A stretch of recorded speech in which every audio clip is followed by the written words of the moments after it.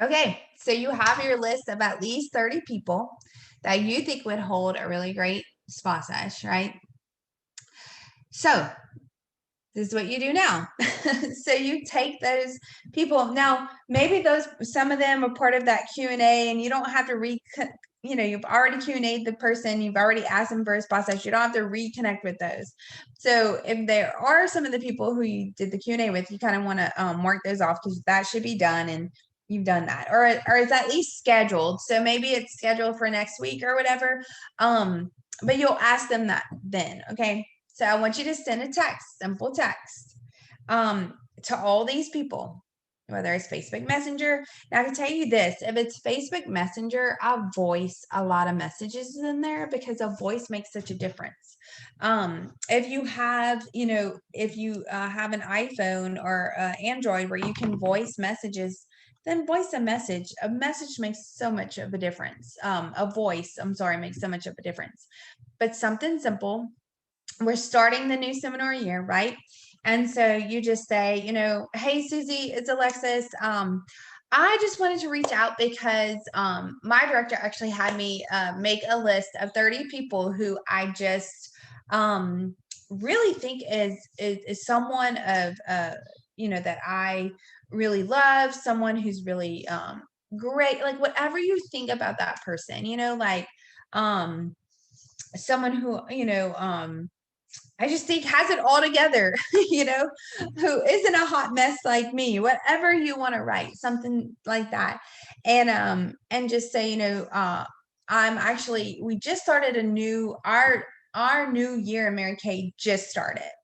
And I'm just looking for, 10 women to do a virtual or in-person spa session with me. It's super fun. It's super fun. It's just, you and some girlfriends getting together and we facial. Like, would there be any reason why we couldn't get together this summer or this month or whatever? And I want you to message them all that. Voice message, whatever. As I'm talking to you, like, honestly, if I want to book someone, I just pick up the phone and I'll voice message them. That's what I do a lot of. Oh, I thought it was raining. That's what I do a lot of. And guys, it makes all the difference. Okay. So that's your first step.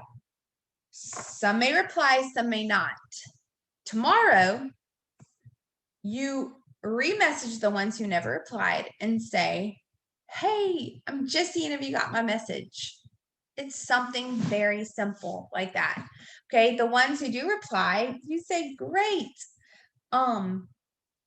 Here's my dates. Here's a tip. You don't say what date works for you. You give people dates. When you say, great, what day works with you, then they don't know. They don't know. People don't know. Like when you call a doctor's office, okay, what happens? They say, all right, are you available at this day at this time? And you're like, no, no, no. So I always give dates and people always pick my dates. Now, if for some reason it doesn't match and they're like, do you have a Sunday available? Then I'll go back and I'll look and I'll say, I have this Sunday. Great. It works. Okay.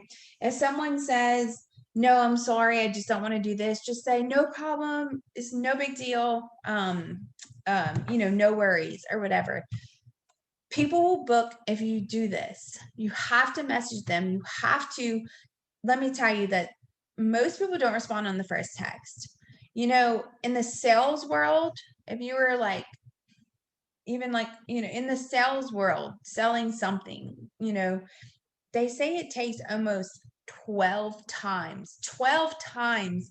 That person has contacted them 12 times. 80% of sales are made on the 12th contact. And the problem is that 95% of the world won't reach out after the first contact. And so if you're not recontacting saying, hey, just seeing if you got my message, some people will say yes. You have to keep contacting them. Some people will say yes, they're not going to get back with you. You have to keep contacting them. Sometimes I contact people 5 and 6 times before we book a date, but I'm consistent with it.